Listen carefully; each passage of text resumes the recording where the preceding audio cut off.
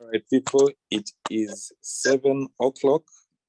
As is our habit, we like to keep time at 7 sharp. So I'm going to kindly ask, yes, let me ask Eunice Msime to lead us in a word of prayer before we get started.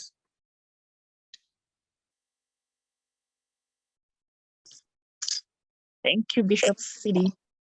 Heavenly Father, would like to thank you for this special time. Would like to thank you for this moment. Your word says where 2 or 3 are gathered, you are there in their midst.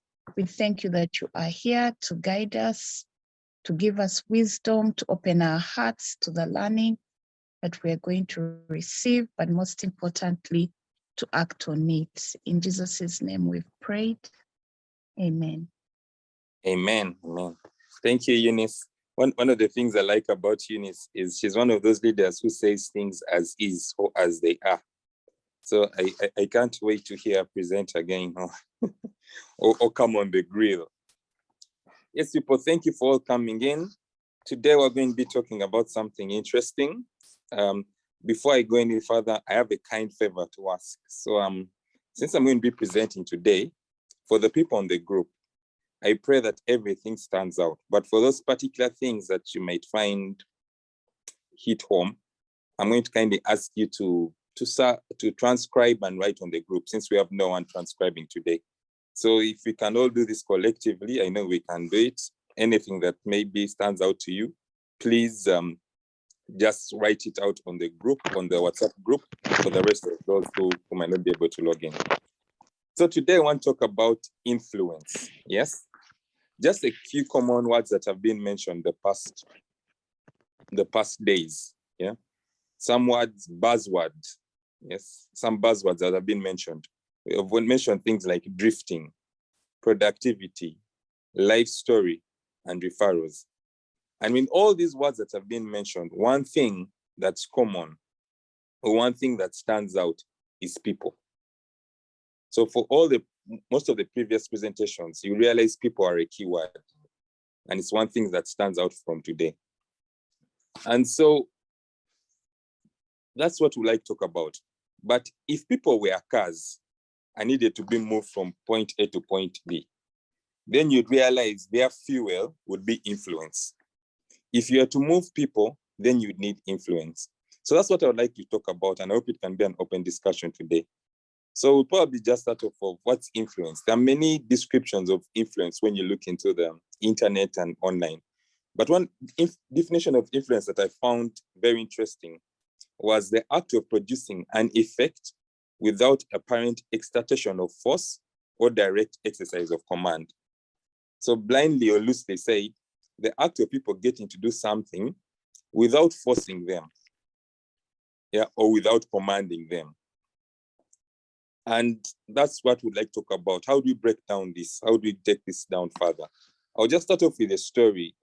When SSFG was just birthed, this was about 2018, 17, we did have a session, and in one of those sessions, we were Upmore was trying to pilot this whole idea of masterminds. And so that time we were tasked and we said, we're going to have an OPET market day. Everyone come with something you're going to sell. Everyone come with something you're going to sell, and let's see who can sell the most. So the exercise was to make sure we all came with something we were going to sell that day. So that day, people came with cookies, people came with cakes, people came with sweaters. Everyone came with the intention of selling something. And when the day started, when we said go, it was like a market. Everyone was trying to talk to other. I'm selling this, I'm buying this, I'm selling this at this price, I'm selling this. And it was all about what people are selling, what people are selling. Two people did something that stood out for me. One was Upmore. What Upmore did was he went buying from people and then reselling. The other person who did something that really stood out to me was a gentleman, Dr. Steve Mugabe. I will never forget. I asked him, Dr. Steve, what are you selling? And he didn't have anything at hand. But what he did was that he went buying from different people. From that person who was selling cookies, would buy a small cookie. From that person who was maybe selling bread, he tried to buy as much as possible. But from each person he bought first, then after try to sell his service. If we were to look at business volume or prospects, at the end of it all, Dr. Steve sold out a lot more. Because by him buying a cookie of maybe 500 or 1,000, he made sure he sold you dental services, or if not, you got him a referral for a dental appointment. And so he went around selling his clinics, his clinical services and appointments by first buying what he was selling. And that hit me, and I realized that was influence, because so many times we are focused on what we are selling, but not even maybe helping the other person. And so that's when I started thinking about influence, and I said, how can we influence people? How can we get people to buy into us? Because if we are to achieve some of the things I've been talking about, a life story, or if we are to achieve productivity, if we are to get to give out referrals, we have to influence. And so today I want to talk about the 7 cures of influence. This is something that was written by Robert B. Cialdini, but we have also added from different writers here. So the first cure is reciprocation. And what it simply says is that people feel obliged to refund favors offered to them. When you give someone a favor, someone feels obliged to give you something in return. And this is a general language spoken in all cultures around the world. Think about it. Think about our greetings. When you ask someone, most greetings are actually repetitive. Yeah. In some parts of the country, you go and say, "Wasuzotia." Then they respond, "Nasuzebulunji, wasuzotia."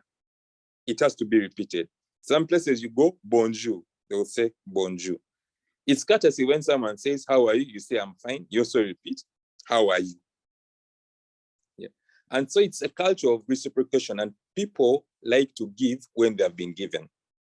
And so how do we do that? How do we give? Yeah.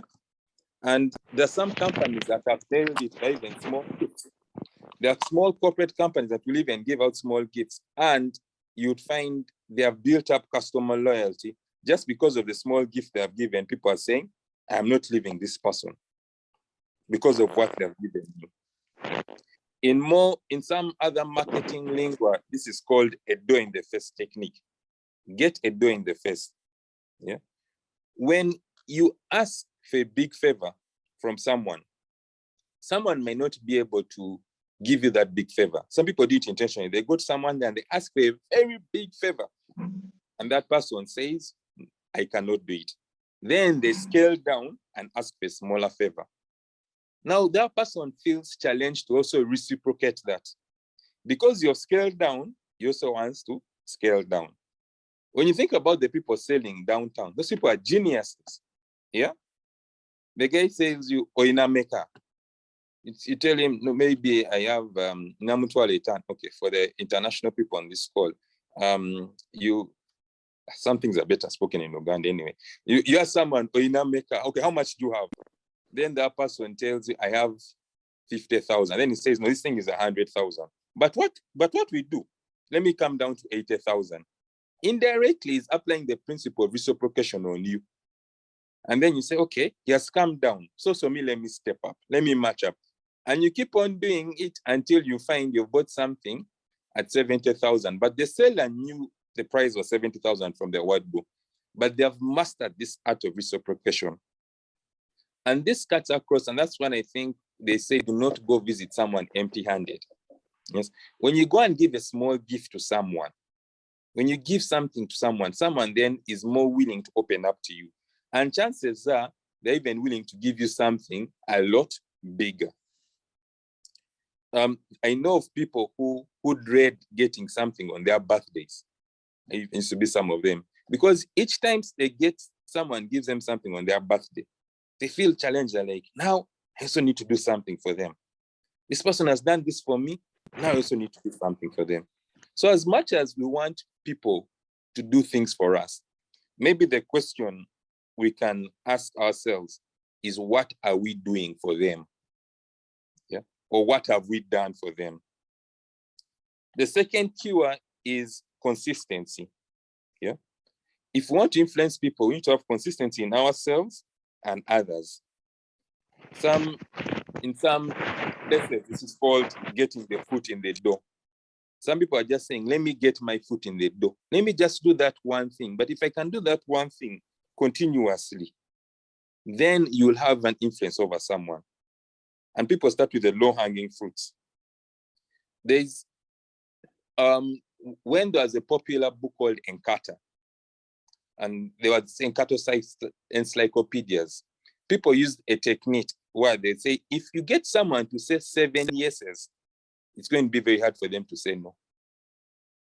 So even when they are selling, they would start with a very simple question, yes, that's going to make you say yes.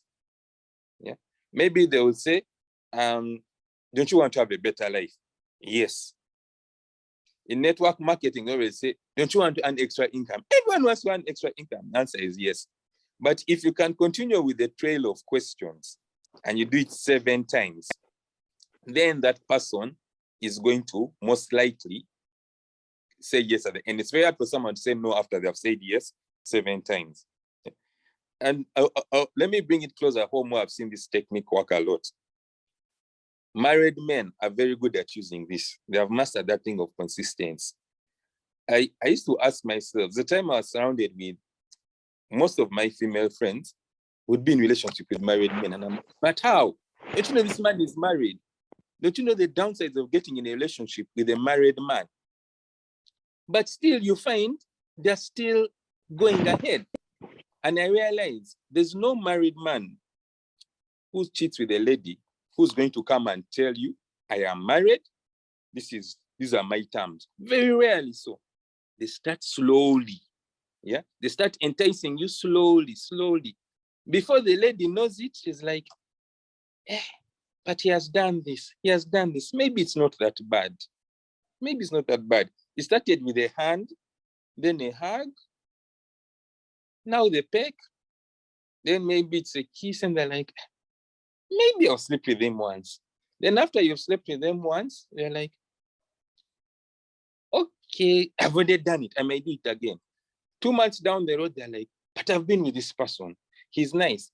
Yet at the very word go, if you ask this lady, would you be with a married man? They would say, no.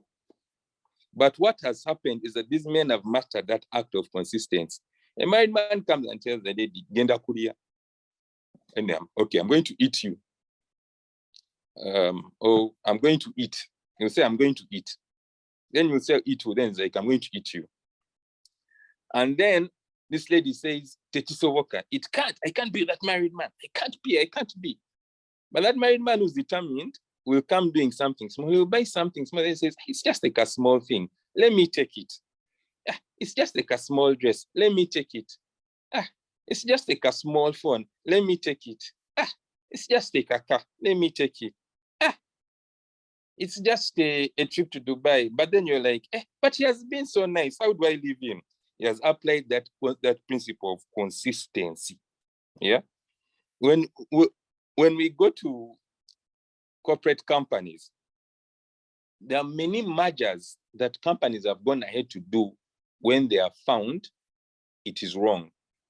Because if consistency is applied negatively, it leads to the law of, it leads to what they call escalation of commitment. Because you think, I'm already there. I might as well just go all the way. Yeah. So you'd find this corporate company saying, we've already done research. We have spent 2 years trying to acquire this company. We have studied everything about the company. Wouldn't we just go and now finally buy the company? We have done almost like 8 steps, 9 steps. Wouldn't we just do the last step and we close this thing? But then they know it is wrong. But because they've done it repeatedly, they then go ahead. So this is the last example I'll give, similar to the issue of the married man and married men and the women. The women will be like, but I've already been with him for so long. I can't imagine starting afresh with someone new. I know he's married and what, but it's an escalation of consistency. I mean, escalation of commitment based on the law of consistency, trying to do something small, repeatedly. Let me try and put it on a good note, yeah? Just imagine you sold a book for up more every week, or you did something small up every week, by the end of the year, would you ask for a meeting and he will not give you that meeting? I'm not saying, or even maybe director grace, I don't know. Maybe if you gave something on how we can improve Vine Pharmacy. I'm not just trying to look for the positive light, but let me not spend a lot of time on the queue of consistency. I have 7 more keywords to go. Yes. Let me go to social proof. Yeah. Then social proof says that people often look to people who are similar to themselves when making decisions, especially in uncertainty or ambiguity. Yeah. So how do we get, what similarities can we have with other people and how can we point them out? Because once people feel like this person is like me, then they will begin to, we can influence them positively or we can influence them. Yeah. There's a time I was in a country down south and I was stuck with these people who didn't know English. I didn't know their language and we could not communicate. And I was down, I was stuck. I was like, I'm missed. People might rob me, they might take my phones. And when they were there trying to communicate, they're trying to speak to me in Zulu. I couldn't understand anything. There was no communication. And I was thinking, how can I break this tie? Then I talked about Arsenal at the time, Thierry Henry. I said, Thierry. They said, Henry, Thierry Henry, hey, goal, speed, hey. I'm telling you, we spoke for 1 hour. We were just talking about Arsenal, Thierry Henry. Then after they started saying, where, go where? Waterkloof, up, down.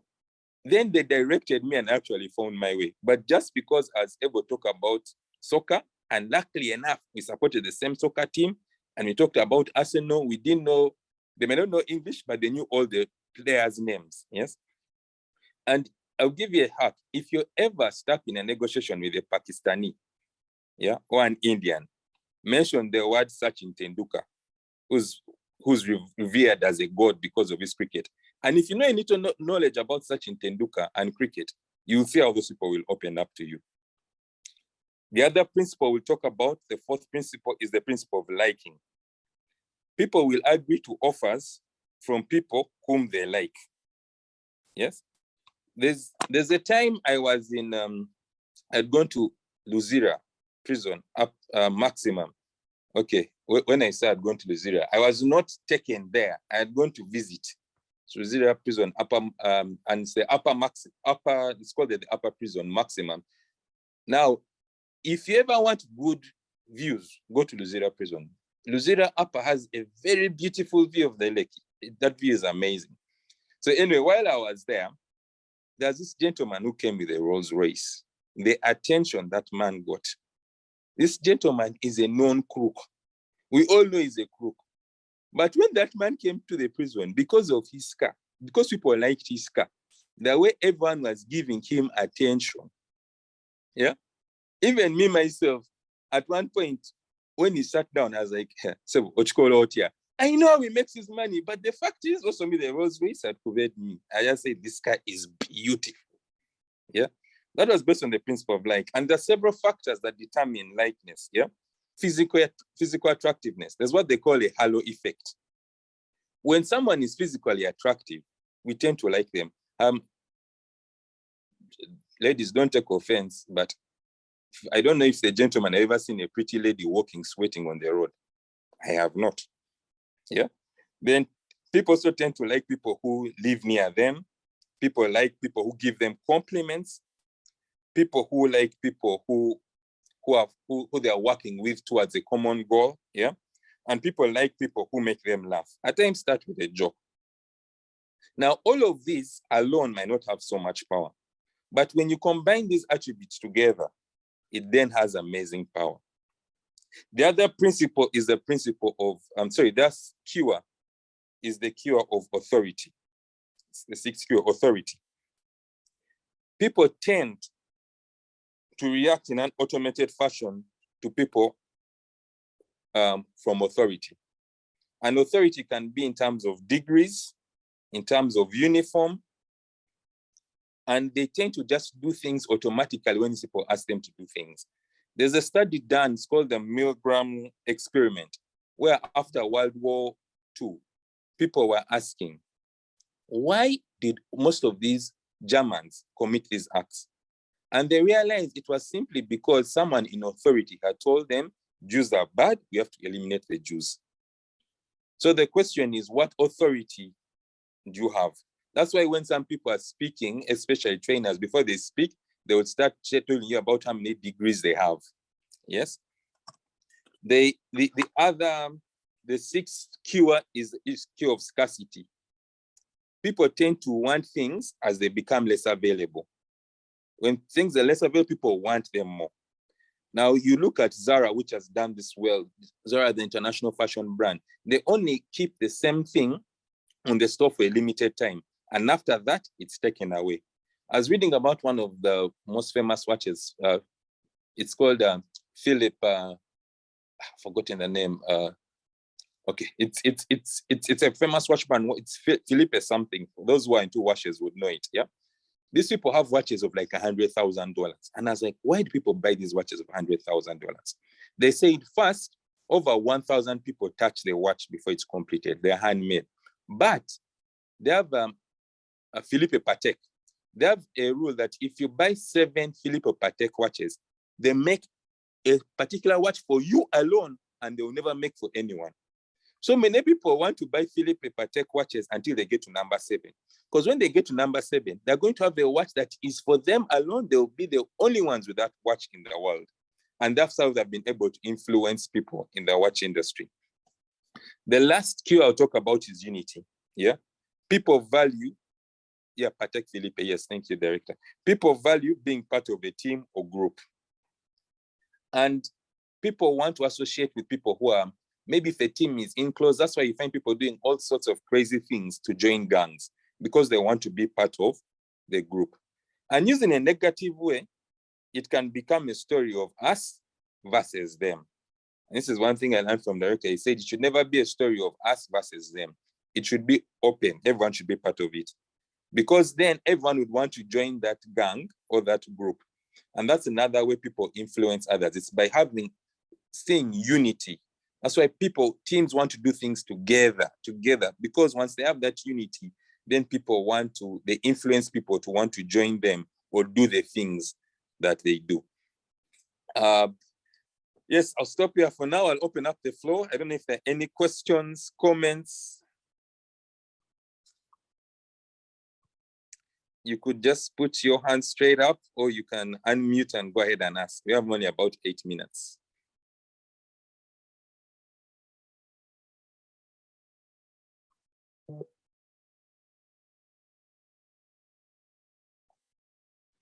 Bishop, I have a question. Yes, sir. Please go ahead. On the point of, first of all, thank you for the great presentation and sharing with us. On the point of bargaining, you gave an example of people downtown. Yes. But there's also a time when someone asks for the price, or he tells you the price that is out of range, that you least expect, and the only option that you're left with is to actually walk away. When do I trade the balance? Know that, you know what? Let me mention the figure that is relatable, because it's like telling your phone that your certain falls in a particular range, and the guy tells you this phone is worth 10 million. You can't even say a word. You're like, you know what? Let me just move on. So you might actually lose clients because you've priced so highly, and you want to have a bit of a gap of negotiation or something like that. So where does someone trade the balance? Thank you. Thank you very much. That's a good question. Now, there are different scenarios where you can use these cues of influence, yeah? So that is under the cue number 1 of reciprocation. Now, reciprocation works best when there's a bit of a relationship. When you know the person. Because if I do not know you, I've never spoken, you're just a stranger, and then you come on the street and you're even giving me a gift, I'm like, who are you? I'll not take it. But maybe if we have a meeting, which means there's some ice that has been broken, I'm going to, and then I take a gift, then I'll accept it. If I know you, if there's some bit of rapport, and I come and tell you, John, and I'm selling my land is 2 billion. Because you know me, you'll be like, that is too much. You're lying. Yeah. So yes, you can, it's best used when there's a bit of relationship. And then I also maybe talk about consistency, the key of consistency. Key of consistency is then used when there's no relationship. You're doing something small to get in. You're doing something small to get in. You're doing something small to get in until you're eventually in. I don't know if that answers your question, Investor Jonah. Sure, it does. Thank you. Yes, Director. Thank you so much, Chairman. Your presentation has really been good. I like Robert Cialdini. Just besides Robert, I recently found out another thing that is really very contra to influence, which is called the Benjamin Franklin effect. So the Benjamin Franklin effect is, if you want someone to like you, ask a favor from them. That how do I say this? Ask that chick to do you a favor. Okay, a small favor and another favor. That the more she does favors to you, for you, the more she'll like you. That too is the word of the Lord. Thank you, Director. Be to God. Thanks be to God. And Director, that is very true. I was told that parents tend to like their children who have made them go through the most headache, because they've been doing things for them. So they tend to appreciate them more. So yes, Director, thank you for that. I don't know if we have any other questions or additions.